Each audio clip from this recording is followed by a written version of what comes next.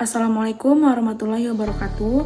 Perkenalkan, nama saya Amanda Cahayani Widyadari dengan NIM B1 A1232243. Baik, video ini dibuat bertujuan untuk memenuhi tugas akhir mata kuliah Hukum Perdagangan Internasional dengan dosen pengampu Ibu Novianti SHLLM dan Bapak Budi Ardianto SHMH. Baik, di video kali ini saya akan menjelaskan mengenai implikasi perjanjian perdagangan internasional terhadap kedaulatan ekonomi Indonesia. Konsep kedaulatan ekonomi. Kedaulatan ekonomi adalah hak dan kewenangan suatu negara untuk mengatur sumber daya ekonomi, membuat perjanjian fiskal, moneter, dan perdagangan secara bebas, tanpa tekanan dari kekuatan asing. Dalam konteks globalisasi dan integrasi ekonomi, konsep ini menghadapi tantangan karena negara harus membuka diri terhadap aturan bersama yang bersifat supranasional. Kedaulatan ekonomi bukan berarti menutup diri dari kerjasama internasional, tetapi menekankan pentingnya kontrol domestik atas kebijakan strategis nasional. Ketika negara meratifikasi perjanjian internasional, secara hukum ia menyerahkan sebagian hak untuk mengatur kebijakan ekonominya kepada mekanisme dan lembaga internasional seperti WTO, yang memiliki mekanisme penyelesaian sengketa yang mengikat. Selanjutnya, implikasi positif terhadap kedaulatan ekonomi. Yang pertama, akses pasar yang lebih luas. Perjanjian perdagangan internasional memungkinkan Indonesia untuk mengekspor barang dan jasa ke pasar yang lebih luas tanpa dikenai tarif tinggi. Ini membuka peluang bagi pelaku usaha lokal untuk bersaing di pasar global. Yang kedua, peningkatan investasi asing. Dengan jaminan perlindungan hukum dan kepastian regulasi melalui perjanjian, investor asing lebih tertarik untuk menanamkan modalnya ke Indonesia. Ini dapat memperkuat sektor-sektor strategis dan meningkatkan lapangan kerja. Yang ketiga, transfer teknologi dan pengetahuan. Adanya kerjasama dagang mendorong alih teknologi dan peningkatan kualitas sumber daya manusia yang penting untuk pertumbuhan jangka panjang. Dan yang keempat, efisiensi dan daya saing. Perdagangan bebas memaksa pelaku ekonomi dalam negeri untuk lebih efisien, inovatif, dan kompetitif, sehingga peningkatan produktivitas nasional. Selanjutnya, implikasi negatif terhadap kedaulatan ekonomi.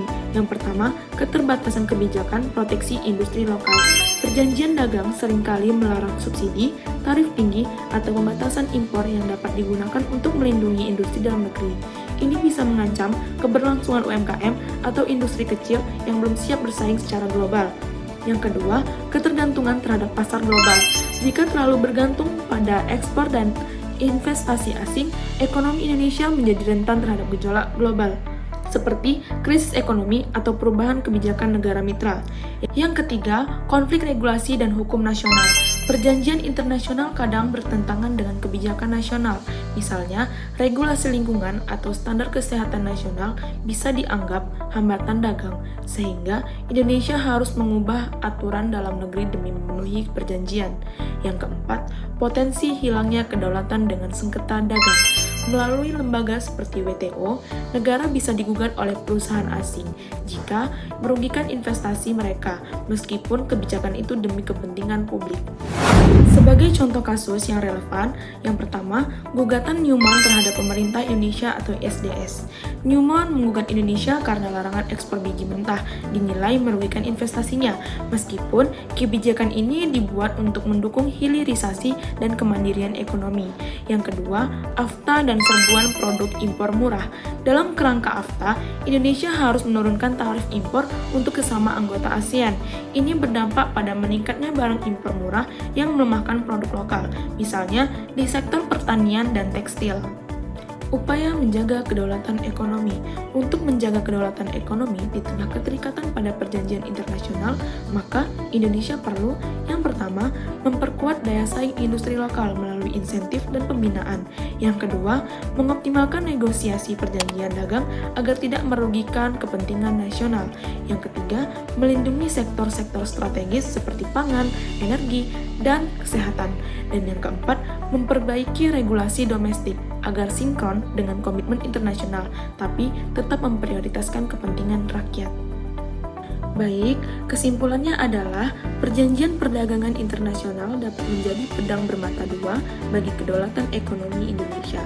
Di satu sisi, mereka menawarkan peluang pertumbuhan dan integrasi ekonomi global, dan di sisi lain, mereka juga dapat membatasi ruang gerak negara dalam mengatur ekonominya sendiri.